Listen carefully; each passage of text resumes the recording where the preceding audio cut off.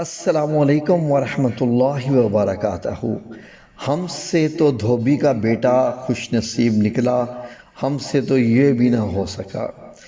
ناظرین، آج کا واقعہ بہت اہم ہے۔ آج آپ کی خدمت میں ایک اولیاء اللہ کا واقعہ پیش کر رہا ہوں، جس میں غور کرنے کے لیے سمندر جیسی گہرائی ہے۔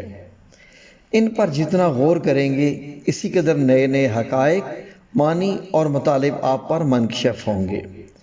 شرط غور و خوض کی ہے، پھر انہیں سمجھ کر حرز جاں بنانا ہے۔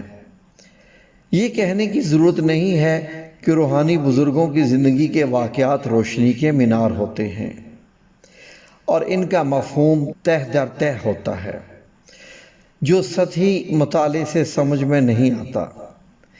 آپ خلوص نیت اور یکسوئی سے انہیں پڑھیے، غور کیجئے، تو آپ کو روحانی بالیدگی کا احساس ہوگا۔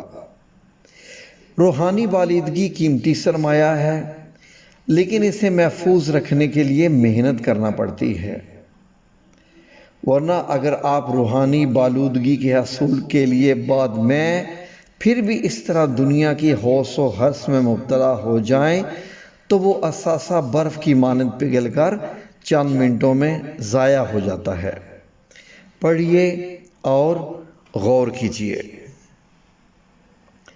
حضرت نظام الدین اولیاء رحمۃ اللہ علیہ اکثر ایک جملہ کہا کرتے تھے کہ ہم سے تو دھوبی کا بیٹا ہی خوش نصیب نکلا، ہم سے تو اتنا بھی نہ ہو سکا، پھر غش کھا جاتے۔ ایک دن ان کے مریدوں نے پوچھ لیا، حضرت یہ دھوبی کے بیٹے والا کیا ماجرا ہے؟ آپ نے فرمایا، ایک دھوبی کے پاس محل سے کپڑے دھلنے آیا کرتے تھے، اور وہ میاں بیوی کپڑے دھو کر پریس کر کے واپس محل پہنچا دیا کرتے تھے۔ ان کا ایک بیٹا بھی تھا، جو جوان ہوا تو کپڑے دھونے میں والدین کا ہاتھ بٹانے لگا۔ کپڑوں میں شہزادی کے کپڑے بھی تھے، جن کو دھوتے دھوتے وہ شہزادی کے نادیدہ عشق میں مبتلا ہو گیا۔ محبت کے اس جذبے کی جاگ جانے کے بعد اس کے اطوار تبدیل ہو گئے۔ وہ شہزادی کے کپڑے الگ کرتا، انہیں خوب اچھی طرح دھوتا، انہیں استری کرنے کے بعد ایک خاص نرالے انداز میں تہہ کر کے رکھتا۔ سلسلہ چلتا رہا۔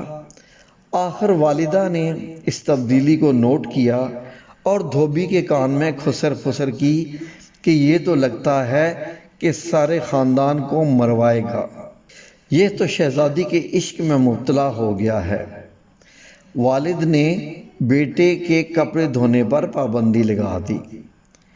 ادھر جب تک لڑکا محبت کے زیر اثر محبوب کی کوئی خدمت بجا لاتا تھا، محبت کا بخار نکلتا رہتا تھا، مگر جب وہ اس خدمت سے ہٹایا گیا تو لڑکا بیمار پڑ گیا اور چند دن کے بعد فوت ہو گیا۔ ادھر کپڑوں کی دھلائی اور تہہ بندی کا انداز بدلا تو شہزادی نے دھوبن کو بلا بھیجا اور اس سے پوچھا کہ میرے کپڑے کون دھوتا ہے؟ دھوبن نے جواب دیا کہ شہزادی عالیہ میں دھوتی ہوں۔ شہزادی نے کہا، پہلے کون دھوتا تھا؟ دھوبن نے کہا، میں ہی دھوتی تھی۔ شہزادی نے اسے کہا، یہ کپڑا تہہ کرو۔ اب دھوبن سے ویسے تہہ نہیں ہوتا تھا۔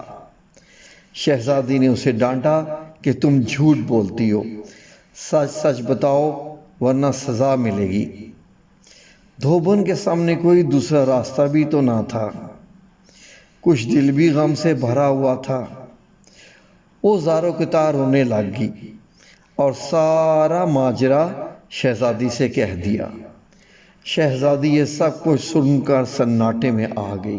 پھر اس نے سواری تیار کرنے کا حکم دیا اور شاہی بگھی میں سوار ہو کر پھولوں کا ٹوکرا بھر کر لائی اور مقتول محبت کی قبر پر سارے پھول چڑھا دیے۔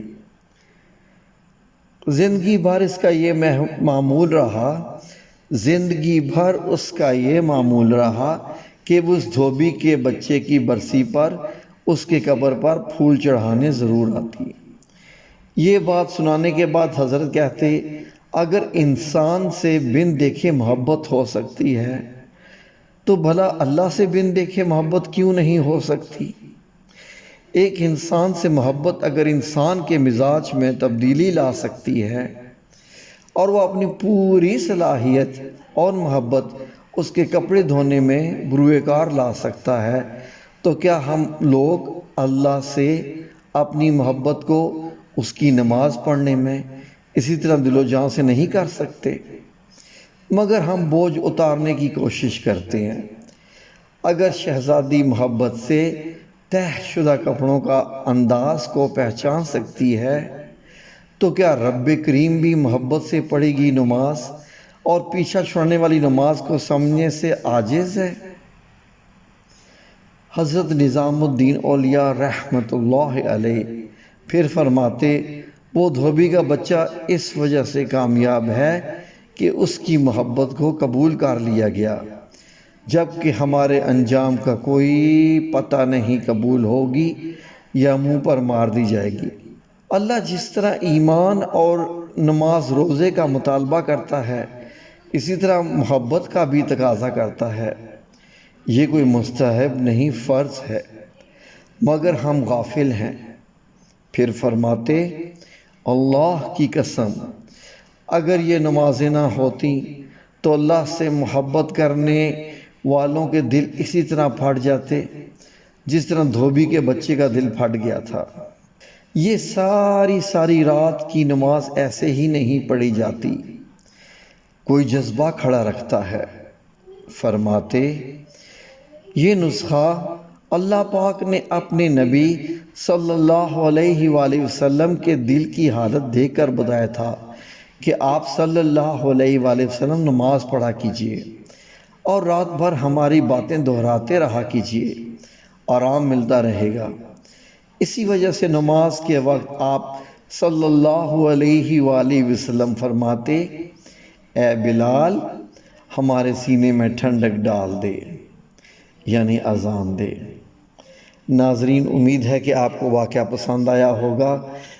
آپ سے التماس ہے کہ وہ اللہ جو اتنا بڑا ہے کہ پوری کائنات کو سمیٹے ہوئے ہے، بہت بڑے بڑے ستارے، آسمان، کتنے سورج، کتنی گیلیکسیز، کتنی کہکشائیں وغیرہ جس کو سمیٹے ہوئے ہے، وہ ایک چھوٹی سی دنیا پر ہم لوگوں سے مخاطب ہوتا ہے اور یہ کہتا ہے کہ آپ میری بندگی کرو، آپ جو مانگو گے میں آپ کو عطا کروں گا، اور وہ 70 ماؤں سے زیادہ محبت کرنے والا ہے۔ تو ہمیں بھی چاہیے کہ اس اللہ کی قدر کریں، کیونکہ قرآن پاک میں اللہ سبحانہ تعالیٰ فرماتے ہیں کہ بے شک انسان نے اللہ کی قدر ایسے نہیں کی جیسا اس کا حق بنتا تھا۔ اے اللہ رب العزت ہم آپ سے معافی مانگتے ہیں، ہمیں معاف کر دیجئے، ہمیں توفیق عطا فرمائیے کہ ہم آپ کے آگے سر جھکا سکیں، ہمیں توفیق عطا فرمائیے کہ ہم آپ کی محبت میں ایسے ہی گرفتار ہو سکیں جیسے یہ دھوبی کا بیٹا تھا۔ جزاکم اللہ خیر، اللہ حافظ۔